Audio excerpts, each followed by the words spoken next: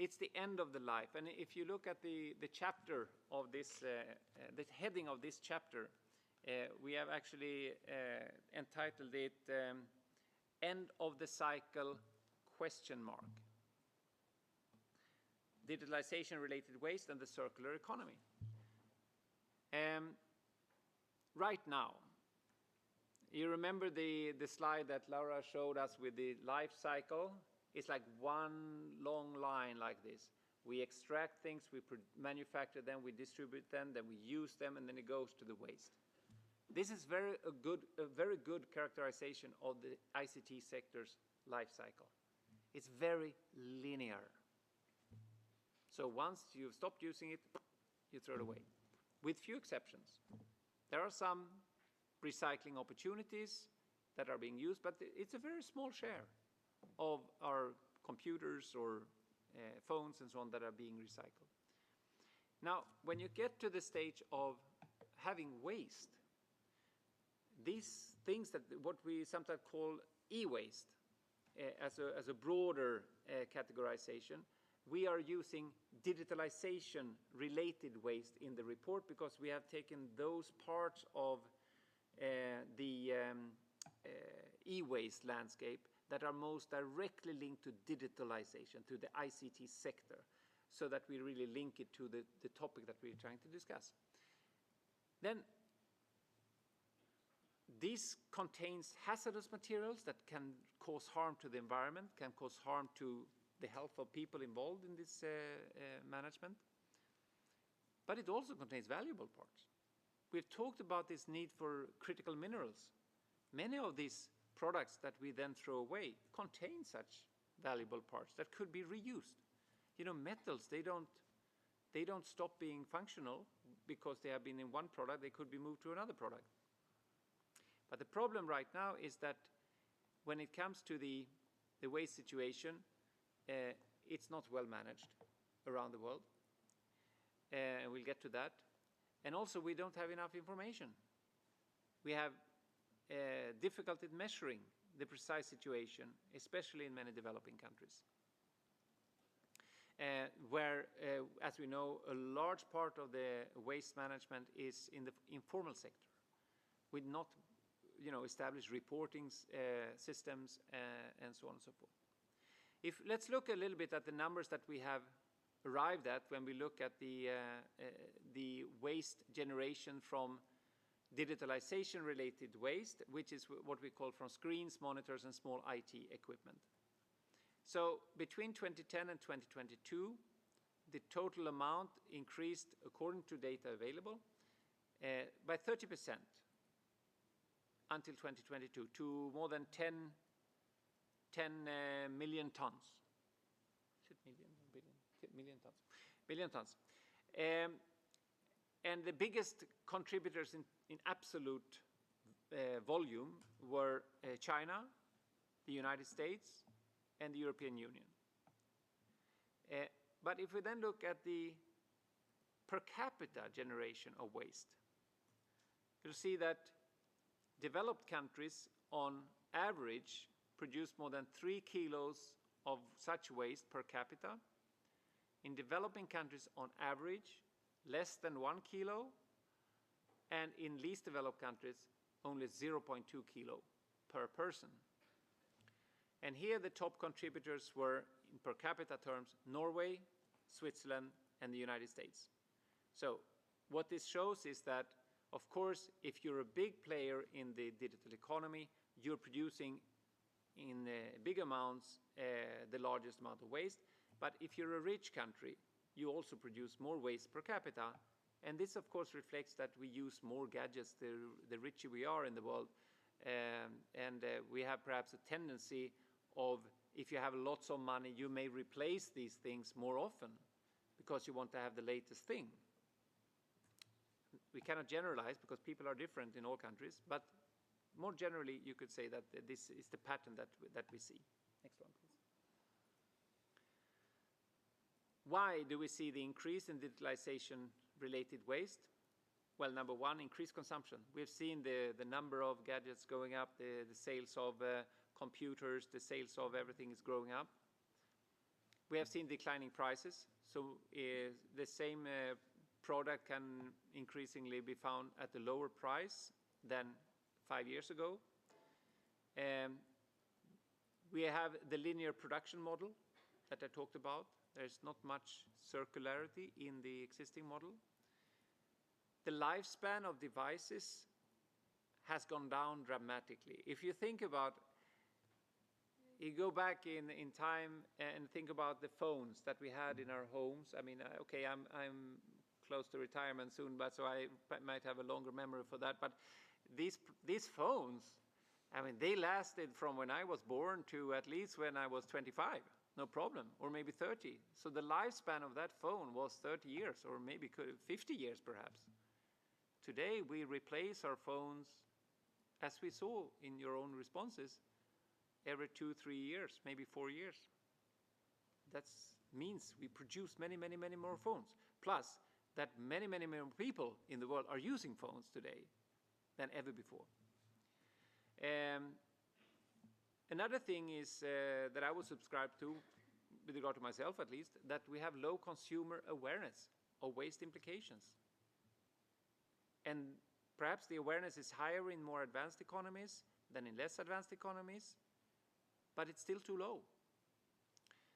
And the point that was mentioned by Gabon, there are very limited repair options right now.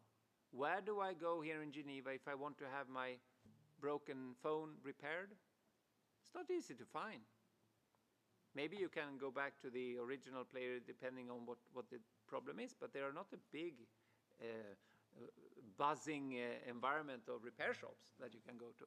They're not easy to find. Another problem that we highlight in the report is what we call planned or programmed obsolescence. And you may be familiar with this habit. As you pointed out, now we have the iPhone 16 and my old ones is not performing so well. These companies have been taken to court for having programmed these devices in such a way that they will stop working well. Eventually you will not be able to update your software. We have Hewlett-Packard that has been taken to court for having installed a process where ink cartridges using for printers stop working before the ink is finished. So you have to replace the ink cartridges more quickly than you should have because you have paid for all the ink that is in the cartridge.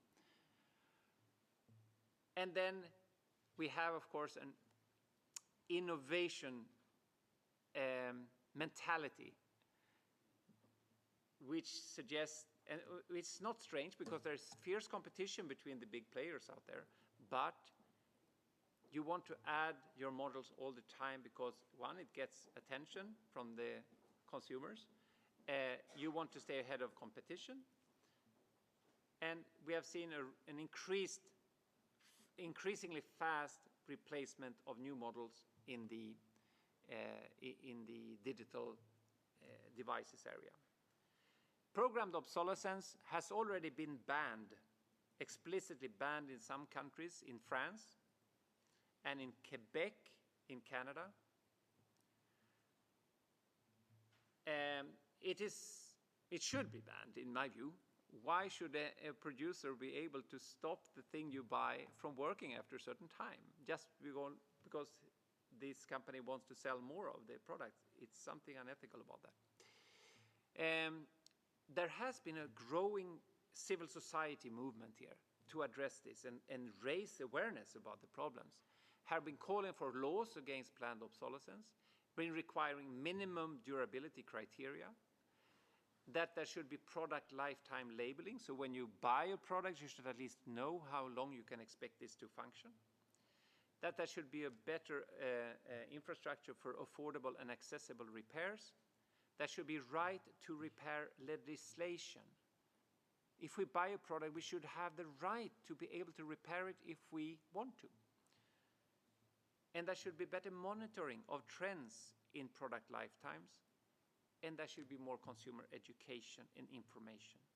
So I think this is you see where we're going with this, delegate from Gabon, that there's a huge problem out there that we need to address. And we'll go to the next slide.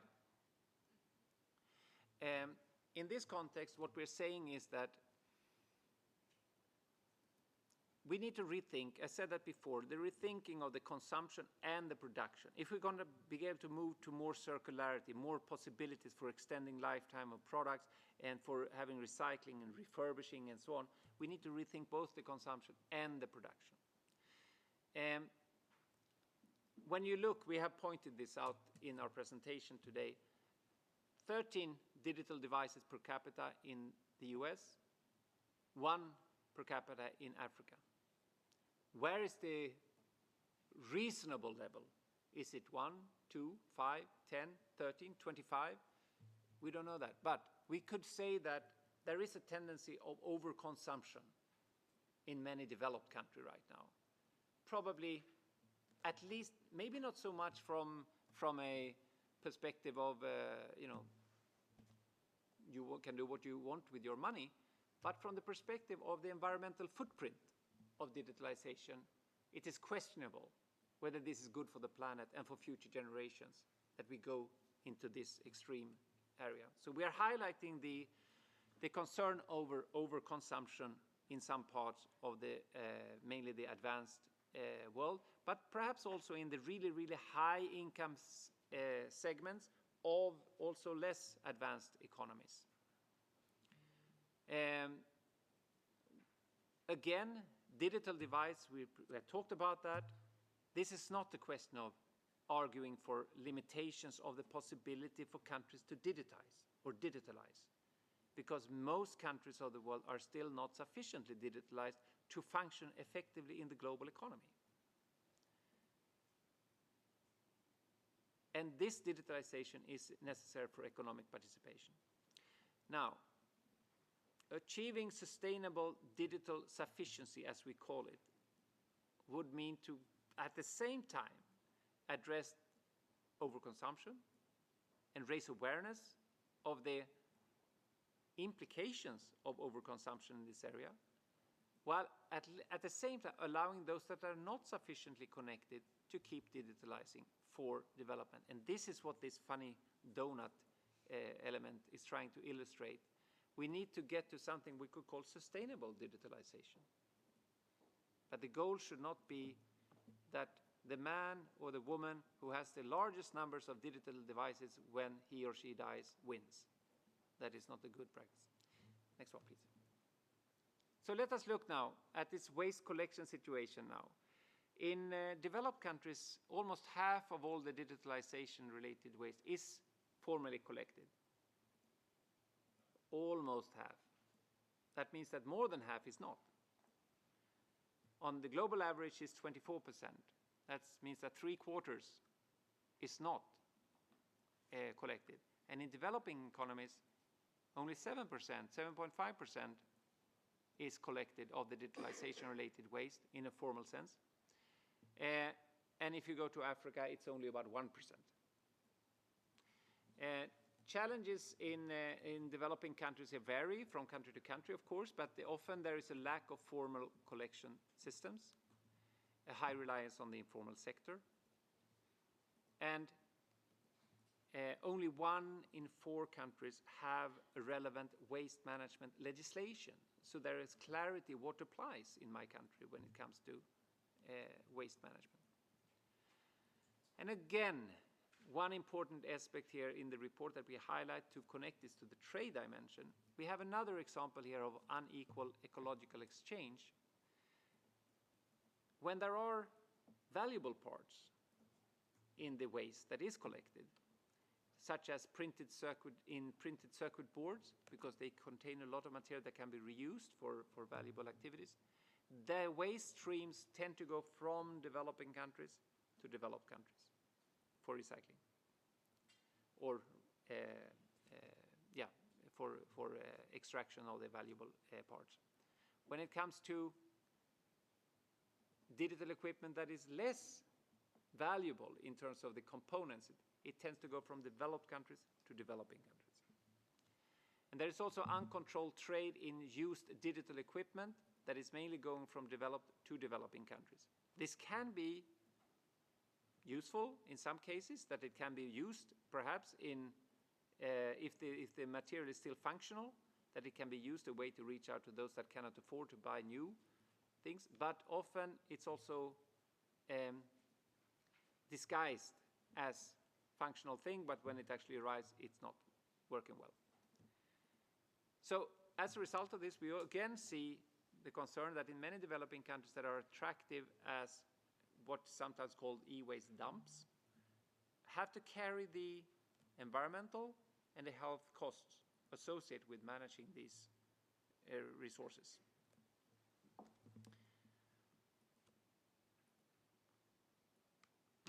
Thank you. So bottom line in terms of the overall recommendation that this UNCTAD report is bringing out is that we need to think more carefully about how to facilitate more circularity. And it's not just about thinking about how we can improve the waste management situation.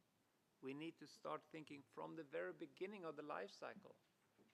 We need to realize that if we can have more circularity, that will mean less need for extraction of resources. It will mean, which may be able to us to manage better with the resource that we can access now. We know that the ore concentration is going down. We have more mining but less discoveries and so on, so that we can use the materials also from the recycling. But we need also to think about how we produce the things.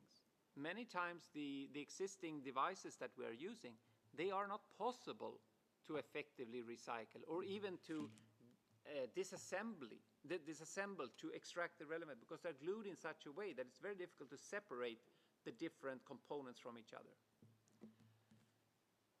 So we need to think from throughout the value chain how to design the things for sustainability in the beginning.